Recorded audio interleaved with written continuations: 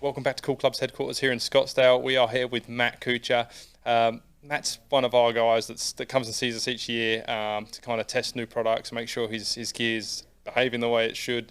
Can you tell us a little bit about why you come to Cool Clubs and the experience you have with Justin? Yeah, I've been working with Justin for a long time now. I've been coming to Cool Clubs. I don't know if it's been kind of 15 years thereabouts, and feel like Cool Clubs has been the guy that I feel has been the best in the business. I know as a tour player we get access to all the tour reps, the tour vans, the builders, but I always think there's a little bit of a bias that goes on the tour, and I think sometimes I even think that the knowledge is not quite as sharp as it could be. Somebody will be hitting a club really well.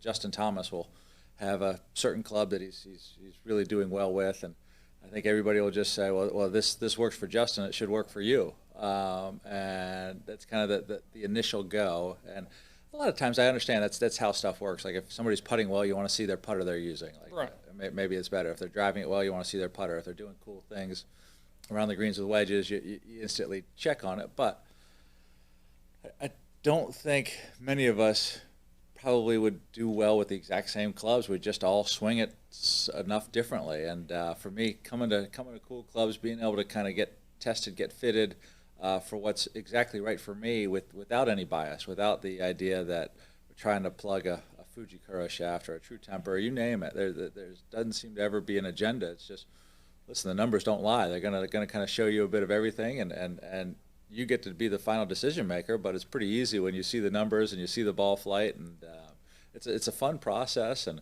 one I've always looked forward to. I always try to get to Cool Clubs week of Phoenix Open, if not a second time during the year, and mainly is it that dream and that quest of finding a driver that may go 10 or 15 yards further,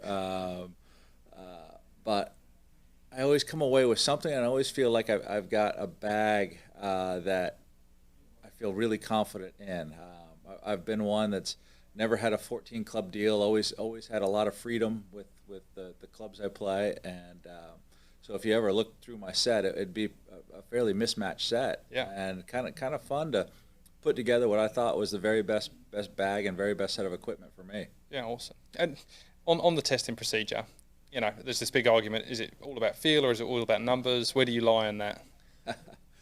It's funny when the numbers really are better that it ends up feeling and looking a lot better than originally Right. you think. So I think there's some appeal initially to looks than to feel, but if something's truly better, all of a sudden it starts to look better, it starts to feel better. Even if I had a funny situation with a Bridgestone driver a few years ago. It was red with black paint on top, and was just, I thought, was horrible looking. And Bridgestone wanted me to hit it, and I said, you got to get that away from me. I want no part of this club.